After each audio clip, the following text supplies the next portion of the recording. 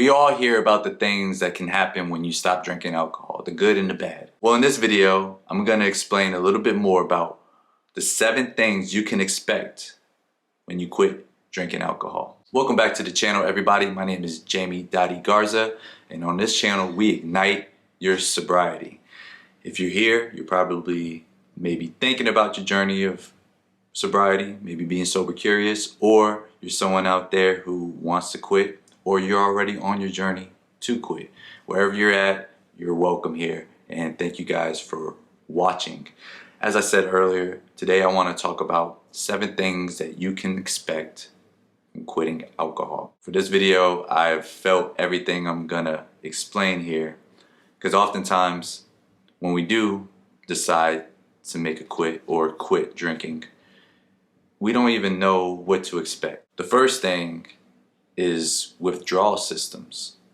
I know when I first quit alcohol and went on that journey, but fell short a few months, like 3 months after, in 2016, I was very moody. Like, my mood shifts were night and day. I was more impatient. Like, I've always been impatient already, but I was even more impatient. My sleep patterns were thrown off. Like, I couldn't wake up early for anything. Like, I was just sleeping in till 10, and I just wanted more sleep, more sleep. My cravings, again, I've wanted sweets, non-stop sweets, processed sweets, cakes, cookies, junk, candy. Like, my sweet tooth was ignited. And I recall a lot of psychological things in my mind, because I had to really pinpoint and really stand on the issues I was trying to cover with alcohol. But I just had to keep in mind that these are all temporary. And if you guys ever known, like, let's take working out for example. When you work out, the first few days or maybe weeks, your body's gonna be sore, right? And you might want to say, what the heck, why am I doing this? Like, why am I waking up sore? Like, why am I putting my body through this? Well, you have to rip a muscle before it gets bigger. And once it gets bigger, your body becomes adaptive, and you keep working out and you work out more, and then you keep ripping the tissue. Well, the same thing I feel with anything in life, especially sobriety. It has to get worse before it gets better. Number 2, improved health. Yes, baby, your health will improve. You'll get some energy. Your body, your skin's gonna glow. You're gonna have that glow. They gonna notice. Everyone's gonna notice. You're gonna be walking in the supermarket. Even the baby's gonna look, because you're gonna have that glow. You're gonna have that aura. You're gonna notice that weight loss. I know with me, I was puffy. You know, I had the puffy face with the puffy beard, looking maybe like a chipmunk, or I had the Gucci gut. You know what I'm saying? The get money gut we used to call back in the day, but really it was a beer gut.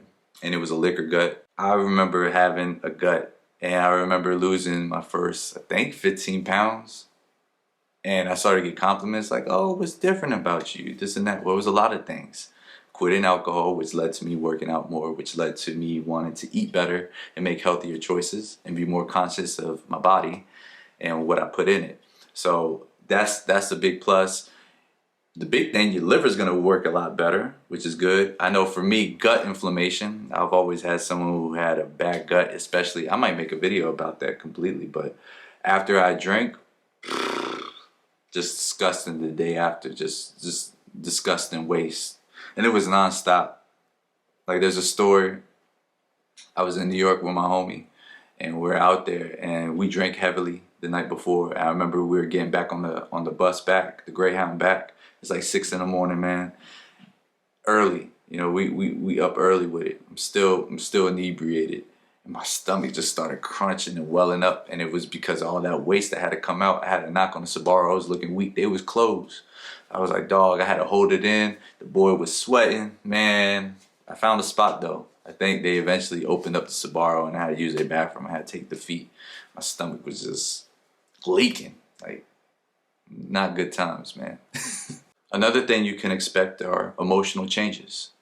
It almost feels like you're on a roller coaster with your emotions. At one point, you might be your best high and just very positive and just outlook and just like very conquering. There might be a time where you're low. and you're thinking maybe less of yourself. You may be worrying about things. And that's to be understood, because essentially when you are drinking alcohol, I know for me personally, I was using it to numb the responsibilities and things I was trying to get rid of or rewrite or just completely neglect entirely.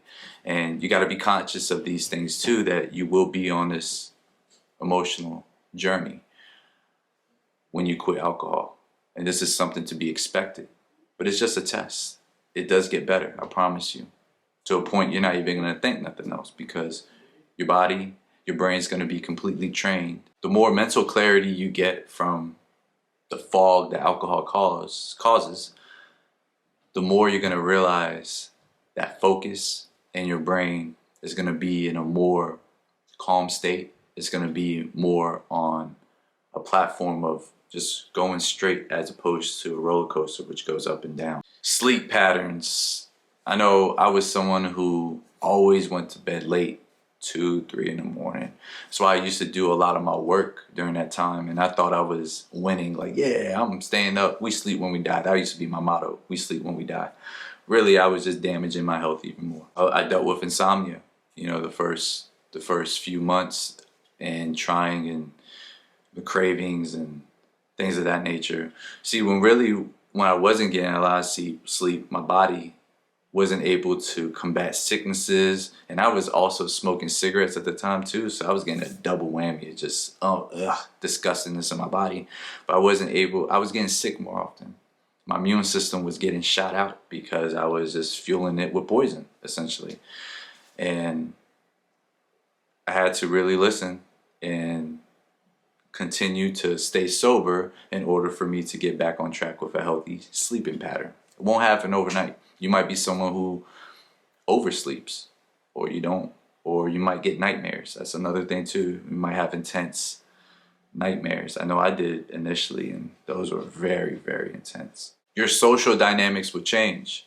Some of your best friends, they might only know you from drinking with them, going out to maybe every Thursday or happy hour, or maybe some of your coworkers or whoever, and they might know you as this. Well, you just gotta let everyone be aware that, hey, I'm shifting myself, I'm finding myself, and I'm trying this. I've been drinking a lot now, y'all. I'm trying to do something different with my life. I'm trying to get to bigger goals. I'm trying to get to the bag. I'm trying to be a better version for myself. I found God. I'm all these things. Be a better man. All these things. And you got to let it be known, because once that's known, at least my friends, I could say, they respect what you're doing. And in some cases, I've even inspired some of my friends. I've even inspired some of the people I used to drink with, heavily with.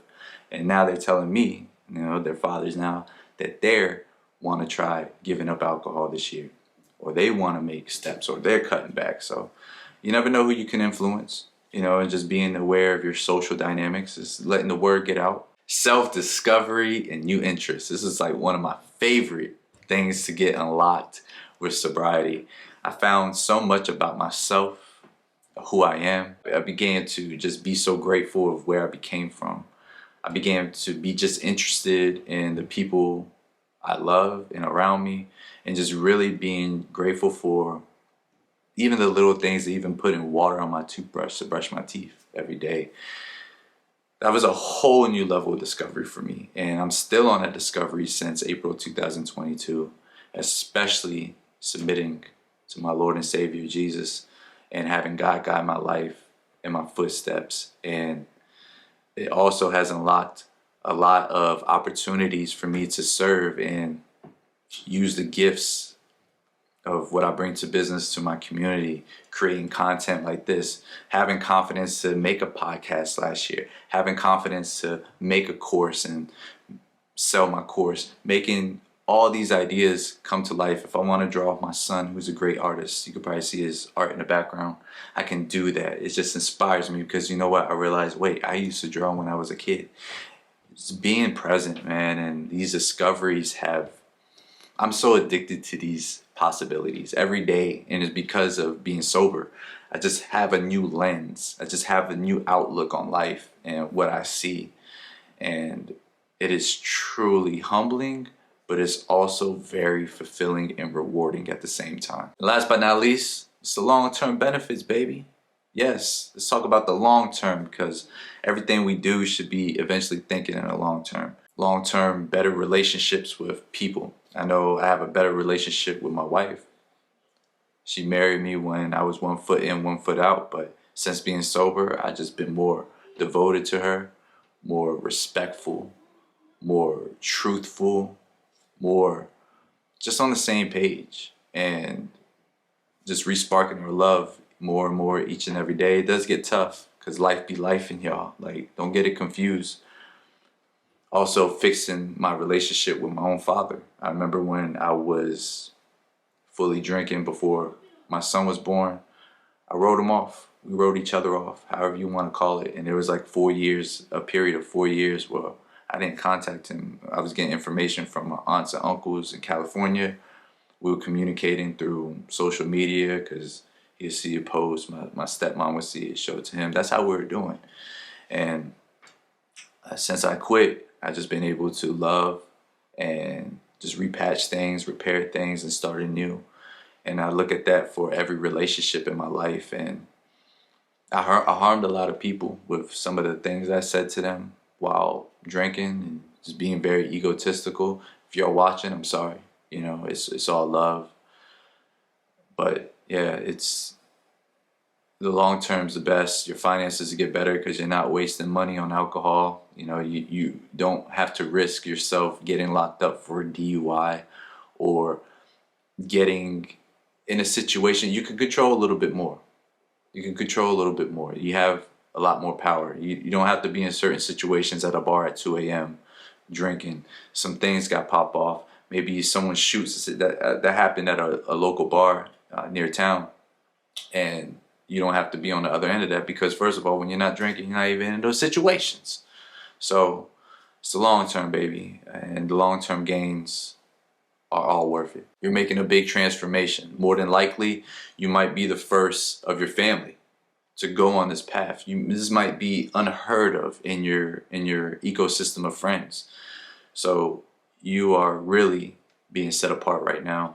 And I encourage everybody on there to continue to ignite your sobriety. Hopefully this video could be helpful to you. If it was, hit the like button. Drop in the comments below of your story, because I read everything.